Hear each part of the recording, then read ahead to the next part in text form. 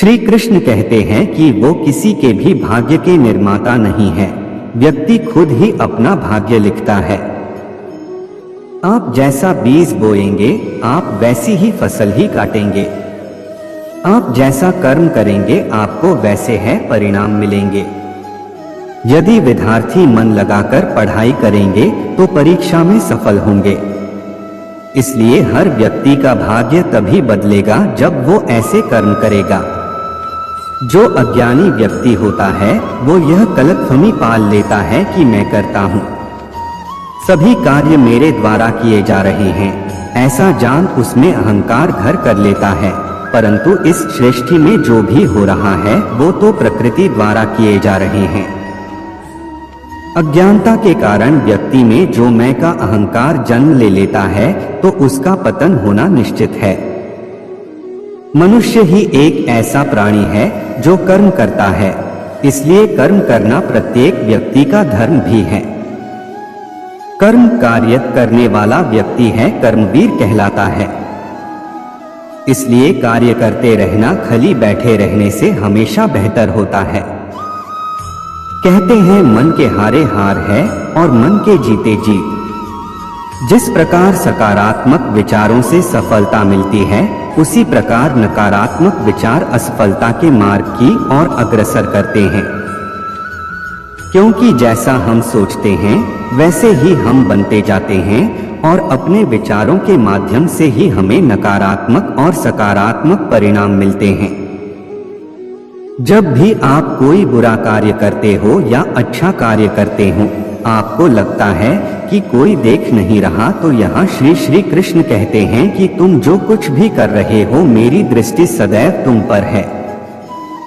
इसलिए आप यह मत समझे कि आप अकेले हैं, आपके साथ श्री कृष्ण सदैव हैं। श्री कृष्ण उन्हीं के हैं जो श्री कृष्ण के हैं। भगवान तो बस प्रेम भक्ति के भूखे हैं।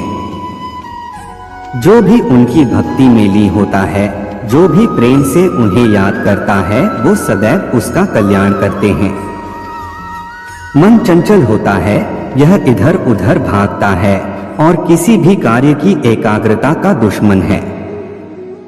लेकिन यदि यह व्यक्ति के वश में हो जाए तो इससे अच्छा कोई मित्र नहीं है। मन को एकाग्र करना जरूरी है, बस थोड़े से प्रयास और अभ्यास की जरूरत है। जो होता है अच्छे के लिए होता है। कभी कभी विपरीत परिस्थितियां हमारी वर्तमान स्थिति को अच्छा करने के लिए आती हैं। लोग अपने शरीर को सुंदर बनाने में लगे रहते हैं, पर आत्मा की सुंदरता शरीर की सुंदरता से कहीं ज्यादा महत्वपूर्ण है। शरीर तो नश्वर है, मिट्टी ही तो है, तो मिट्टी में ही मिल जाता है, पर आत्मा अमर है, इसलिए आत्मा की सुंदरता पर ध्यान दो। आत्मा की सुंदरता अपने को श्री कृष्ण में लीन करने में मिलती है। क्या गया है तुम्हारा जो तुम रोते हो? तुम इस संसार में क्या लाए हो जो तुमने खो दिया? तुमने क्या पैदा किया जो खो दिया? क्योंकि तुमने जो भी लिया यही से तो लिया, जो भी दिया यही पर दिया। आज जिसे तुम अपना कह रहे हो कल किसी और का था और परसों किसी और का होगा। फिर क्यों रोते हो? यह प्रकृति है जो सभी गतियों का कारण बनती है। अहंकार से मोहित मूर्ख उस धारणा को धारण करता है जो कहती है मैंने किया, पूर्ण लगन के साथ अपना कार्य करो, लेकिन उसके फल की इच्छा मत करो।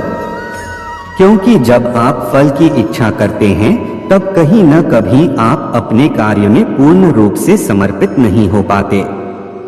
जिस प्रकार इस शरीर में रहने वाला बचपन, युवावस्था और वृद्धावस्था से गुजरता है, उसी प्रकार मृत्यु के समय वह केवल दूसरे प्रकार के शरीर में प्रवेश करता है। बुद्धिमान इसके बहकावे में नहीं आते।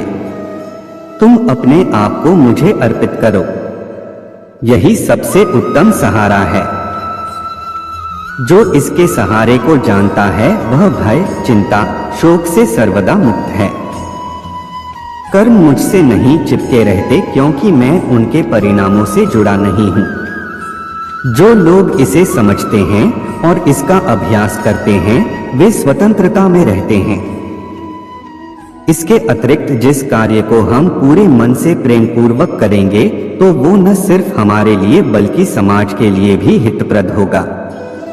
जो व्यक्ति कामी प्रवृत्ति का होता हो, जिसके मन में लोभ होता है और जो अत्यधिक क्रोधी स्वभाव का होता है, उसके लिए नरक के द्वार सदैव खुले होते हैं। अर्थात ऐसे व्यक्ति को तो सिर्फ नरक में ही जगह मिलती है। भगवान श्री कृष्ण ही इस सृष्टि के पालनहार है। वही इस संसार की शुरुआत थे, वही मध्य और वही अंत होंगे।